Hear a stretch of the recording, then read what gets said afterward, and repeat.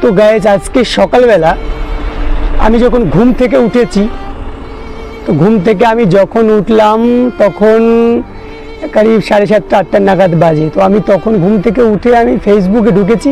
ফেসবুকে ঢুকে স্ক্রল করতে করতেই একটা পোস্ট আসে আমার সামনে। পোস্টটা আজকে সকালেই করেছে, মানে আমি ঘুম থেকে উঠেছি তাই আধা ঘন্টা আগেই করেছে মেবি, আমি যতটা দেখলাম। তো পোস্টে লেখা আছে যে মানে বাংলাদেশের কি মাদারীপুর রাজুর সাইডে একটা মন্দির, সেই মন্দিরটার নাম হচ্ছে গণেশ মন্দির, এবং পাশে আর একটা মন্দির ছিল, সেই মন্দিরটার নাম হচ্ছে কৃষ্ণ মন্দির।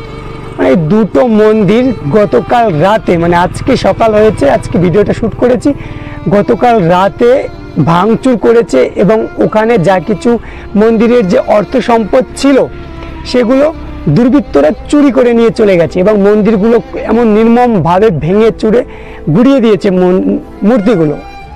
তো আমার প্রশ্ন হলো এটা যে এই যে মূর্তিগুলো যে গুড়িয়ে দিয়েছে, ভাঙচুর করেছে, যে পরিস্থিতিটা ওখানে করেছে, এগুলো করে তাদের কি লাভ হয়েছে এবং তাদের মোরাল অফ দ্য স্টোরি, তাদের মোটোটা কি, আমি তাদের কাছ থেকে জানতে চাই। মানে এটা করে তারা কি প্রমাণ দিতে চায় বা এটা করার তাদের উদ্দেশ্যটা কি?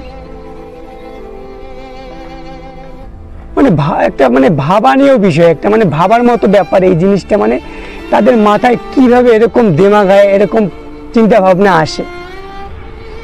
আপনি মুসলমান, আপনি আপনার ধর্ম পালন করুন, আমি হিন্দু, আমি আমার ধর্ম পালন করব। মানে প্রত্যেকটা যে কোনো ব্যক্তি হোক না কেন, সে প্রত্যেকটা ব্যক্তি তার নিজ ধর্ম অবশ্যই পালন করুক।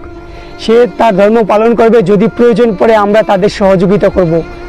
এটাই তো একটা একত্রতা না, এটাই তো একতাবদ্ধ, সবাই মিলে কাজ করবে, সবাই মিলে চলবে।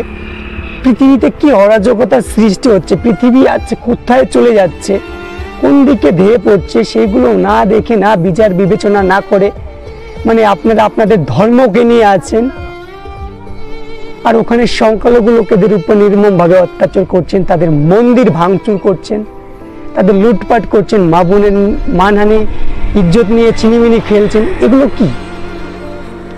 কি কোনো একটা ব্যক্তি, যে ব্যক্তিটা খুবই মানে জ্ঞানমূলক একজন ব্যক্তি, যার মধ্যে জ্ঞান আছে, যে প্রকৃত অর্থে যার ভিতরে মানবতা আছে, সেই ধরনের ব্যক্তিরা কি এইসব কাজে অবশ্যই লিপ্ত হবে? এগুলো কি?